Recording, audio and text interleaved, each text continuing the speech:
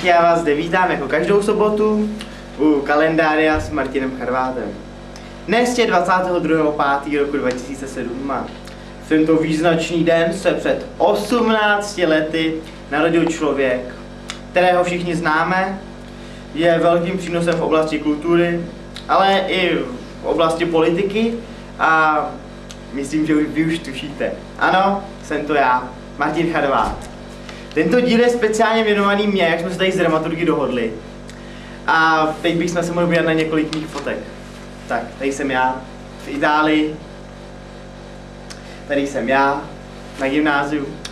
A když už jsme u těch gymnaziálních let, já jsem si dovolil přivést jednoho svého kamaráda z těchto školních let a já bych ho sem přivítal. Víto, pojď k nám, prosím. Dobrý den. Dobrý den, ahoj Víto, ahoj, ahoj.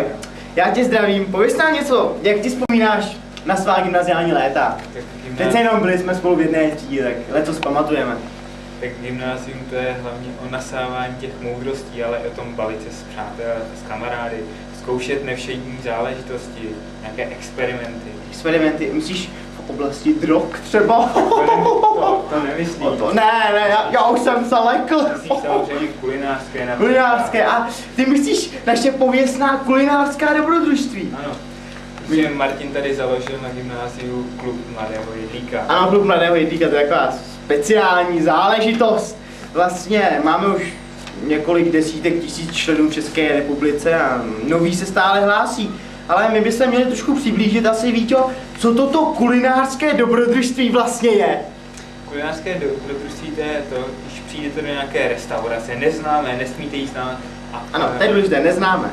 A objednáte si tam největší porci, co tam mají, nejlepší přílohu, úplně nejlepší jídlo, co tam máte. A musí to celý sníst. Ano, celé.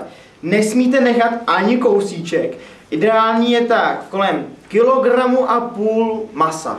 Může to být samozřejmě namíchané masíčko, to záleží na vkusu každého jedlíka.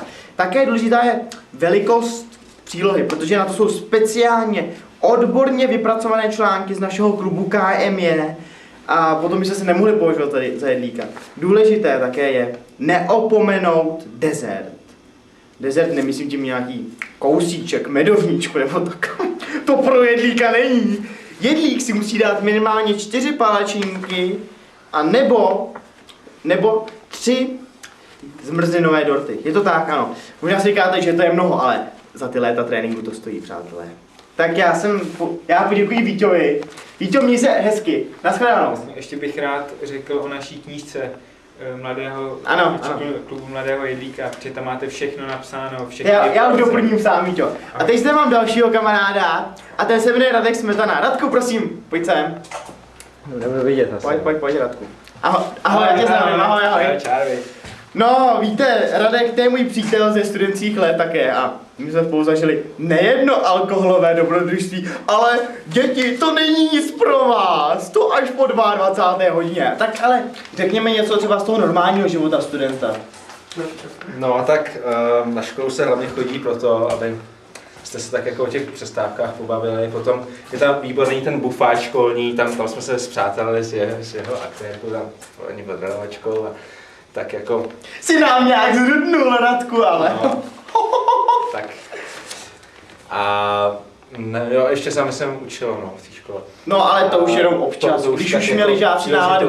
Víte, hlavně hlavně jde o ty studentské platonické lásky, první splanutí, první milostné pocity k někomu. To je na těch, jak bych to řekl, trošku jalových létech to nejhezčí. Že? Ano, a to bychom spíš měli zavolat tady třetího hosta, že ano. A třetího hosta? Ten má k tomu nejvíc co říct asi. Ale on nám teďka tam nějak zmizel s paní produkční někde. No, z toho asi nic nebude. No, tak asi vyřizují otázku honoráře, děti. Myslím, že jsme nastínili. No, myslím, že se nastínili. Tak já myslím, že čas nám pomalu uplynul a kalendárium... Taky ještě mám jiný vysílání. Dobře, takže kalendárium Martina Charváta je pomalu u konce. Já se s vámi loučím a mějte se hezky. Naschledanou. Naschledanou.